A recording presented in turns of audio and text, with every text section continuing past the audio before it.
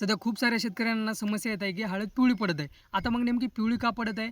आणि जर पिवळी पडली तर समाधान का? दोन्ही सांगतो. तत्पूर्वी जर चॅनलला नवीन असाल तर फॉलो केल्या बगैर जाऊ नका. तर बघा शेतकरी मित्रांनो, सध्या काय झालं माहिती आहे का? फेरसची आणि मॅग्नेशियमची कमतरता आपल्या हळदीमध्ये पाहायला भेटत आहे. तर मग आता ओळखायचं कसं? बघा, जेव्हा आपल्या पानामध्ये हे जर तुम्हाला दिसत असेल पान, तर बघा पानामध्ये पानाच्या शिरा ज्या आहेत त्या हिरव्या आहेत, बाकीचा भाग आहे तो पिवळा पडला आहे. ती असते फेरसची आणि मॅग्नेशियमची डिफिशियन्सी. मग आता तुम्ही म्हणाल, की नेमकं फेरसची आहे का मॅग्नेशियमची आहे कसं ओळखायचं? बघा, जर वरच्या पानात हा प्रकार पाहायला भेटला तर ती फेरसची असते आणि खालच्या पानात भेटला तर ती मॅग्नेशियमची असते. असं का होतं? तर फेरस हा इमोबाईल असतो म्हणजे हलत नाही. त्यामुळे काय होतं, की जे वरचे नवीन पानं असतात आपल्याला ती डिफिशियन्सी पाहायला भेटते. त्याविरुद्ध जो मॅग्नेशियम असतो तो मोबाईल असतो. म्हणजे वरचं जे नवीन पान येतं त्यामध्ये आवश्यकतेनुसार तो इकडे-तिकडे जातो.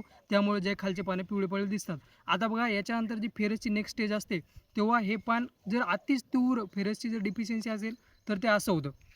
तुम्हाला दिसत असेल एकदम फिकट पिवळं दिसत असेल. तर आता या मातीमध्ये काय होते, जर ही तुम्हाला माती व्यवस्थित दिसत असेल, तर ही चुनखडीची आहे. हा प्रकार जास्तीत जास्त चुनखडीच्या जमिनीमध्ये आपल्याला पाहायला भेटतो. तर मग आता याच्यावर उपाय काय? जर मॅग्नेशियमची जर कमतरता असेल, तर मॅग्नेशियम सल्फेट आपल्याला घ्यायचा आहे आणि जर फेरसची असेल, तर चिलेटेड फेरस घ्या. हा प्रॉब्लेम सॉल्व्ह होऊन जाईल. चला तर मग या व्हिडिओमध्ये एवढंच भेटू. पुढच्या व्हिडिओमध्ये जर काही प्रश्न असतील मला कमेंट सेक्शनमध्ये विचारायला विसरू नका.